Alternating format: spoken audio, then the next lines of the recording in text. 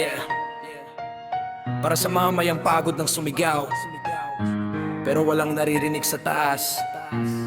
Ito ang boses ng lansangan. Mulat ang mata pero parang bulag ang gobyerno. Daming naghihirap pero tahimik ang office nyo. Mga nasa pwesto, sariling interes ang bitbit, habang mga tao sa hirap unti-unting gigipit. Presyo ng bilihin, pataas ng pataas. Manggagawa pagod pero kulang pa rin ang sahod na hawak. Mga kabataan nawawalan ng pag-asa, habang sa TV puro bangayan na drama.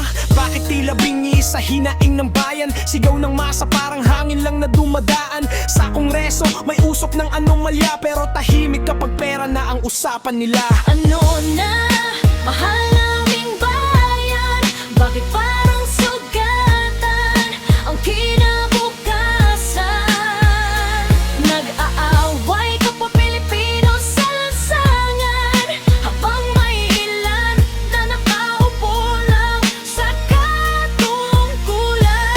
Hindi namin kailangan ng puro salita, kundi aksyon para sa naghihirap na masa. Hanggang kailan magdurusa ang mamamayan, habang ang hustisya tila binabayaran.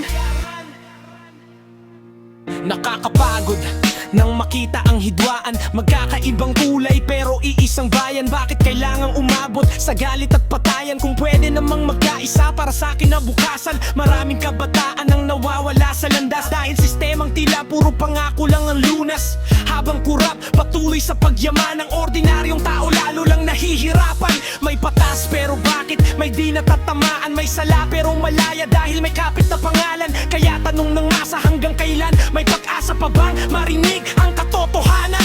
Di kami kalaban ng sariling bayan, gusto lang namin ng tunay na pagbabago't kapayapaan. Kung may kapangyarihan, sana gamitin ng tama, dahil ang bayan natin unti-unti nang nadarama ang bigat ng sistema. Ano na, mahal